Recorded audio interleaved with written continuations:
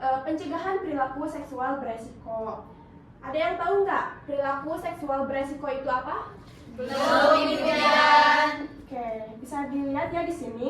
Perilaku seksual beresiko adalah perilaku yang melibatkan aktivitas seksual tanpa perlindungan yang memadai sehingga menyebabkan kehamilan di luar nikah, kehamilan yang tidak diinginkan, infeksi menular seksual, dan masalah kesehatan lainnya. Ada yang tahu nggak contoh perilaku seksual beresiko itu apa aja? Belum. Kita lihat ya di sini. Ada masturbasi. Ada yang tahu masturbasi itu apa? Tidak, Ibu Jan. Masturbasi adalah perilaku seksual yang dilakukan oleh perempuan menggunakan tangannya sendiri sehingga mencapai kepuasannya.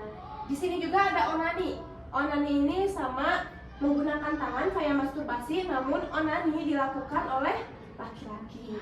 Selanjutnya ada bercumbu berat sehingga menyebabkan hubungan seksual atau kita sebut intercourse, berhubungan suami istri.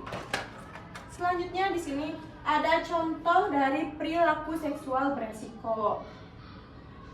Yang pertama, hubungan seksual tanpa menggunakan kondom, karena kita tidak tahu pasangan kita mempunyai penyakit menular seksual atau tidak, sehingga ini dapat menyebabkan penularan. Selanjutnya, bergonta-ganti pasangan itu sangat berpengaruh sekali dalam penyebaran infeksi menular seksual.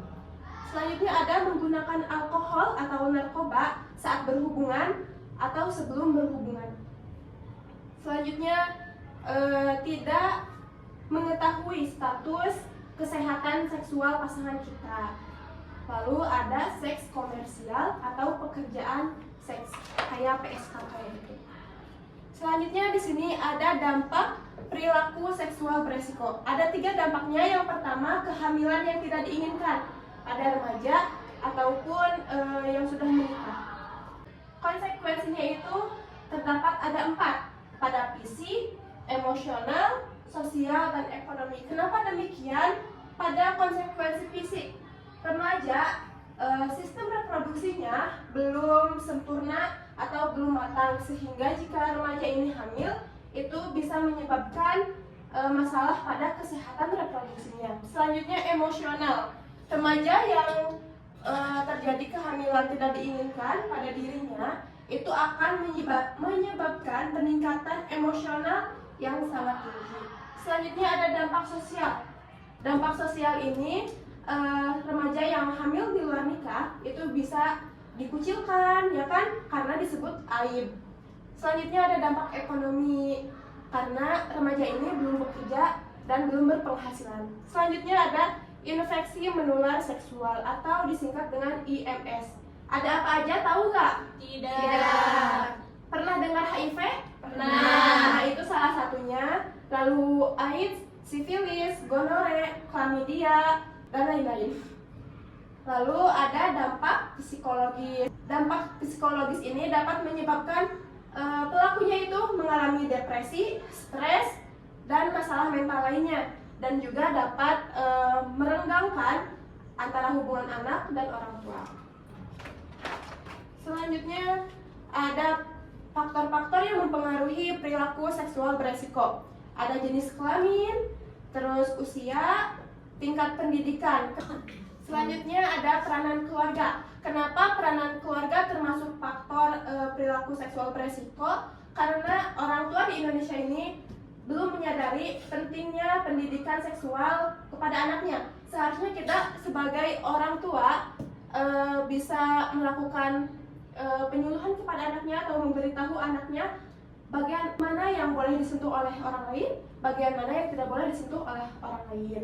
Selanjutnya ada pergaulan. Nah, jadi kita harus pintar memilah dan memilih teman ya. Lalu ada paparan media pornografi. Nanti kita sebagai orang tua harus bisa memantau anak kita dalam bermain media sosial, karena pornografi ini ada di situs mana aja. Lalu meningkatnya libido seksual dan melanggar norma-norma agama. Oke, selanjutnya yaitu pencegahan perilaku seksual beresiko. Ada yang tahu contohnya apa? Cara pencegahannya? Tidak. Yang pertama yaitu pendidikan seks yang komprehensif. Kenapa komprehensif? Jadi pendidikan seks ini harus dilakukan sejak usia dini. Kalau bisa dari SD atau bahkan TK. Jadi kita harus mengajarkan yang tadi yang disampaikan, apa yang boleh dipegang dan apa yang tidak boleh dipegang. Tetapi di Indonesia ini jarang sekali diadakannya tentang edukasi seks gitu. Lalu di sini pentingnya komunikasi yang terbuka.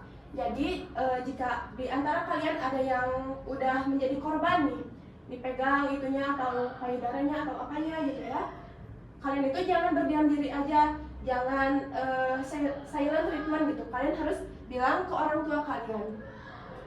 Lalu ada penghindaran penggunaan zat terlarang. Jadi nanti kalian kalau sudah menikah ingin melakukan hubungan seksual, jangan sekali-sekali meminum miras ataupun zat terlarang lainnya seperti narkoba. Selanjutnya ada pemeriksaan kesehatan rutin. Ada yang mau ditanyakan sebelumnya? Tidak. Di sini ada cara mengatasi penyimpangan seksual. Yang pertama, kita harus menjaga pandangan dan menutup aurat kita. Karena kejadian perilaku seksual yang tidak diinginkan ini awalnya berawal dari mata ya. Lalu kita harus mencegah pergaulan bebas, yaitu selektif dengan memilih teman. Lalu melakukan kegiatan-kegiatan yang positif seperti mengikuti kegiatan organisasi, BEM, HIMA ya, terus kajian-kajian dan lain-lain. Lalu menjadikan agama sebagai pedoman dalam kehidupan. Di agama manapun tidak ada yang membenarkan perilaku seksual ya kan, di luar nikah gitu kan. Jadi diusahakan jangan sampai ada yang terlibat ke dalam hal itu. Sudah selesai. Apa ada yang mau ditanyakan nggak? Tidak. Sudah mengerti semuanya? Mengerti. Oke. Mungkin sekian ya yang dapat saya sampaikan. Semoga kalian semua paham. Semoga bermanfaat bagi kehidupan kalian semua. Saya pamit undur diri. Assalamualaikum warahmatullahi wabarakatuh. Waalaikumsalam warahmatullahi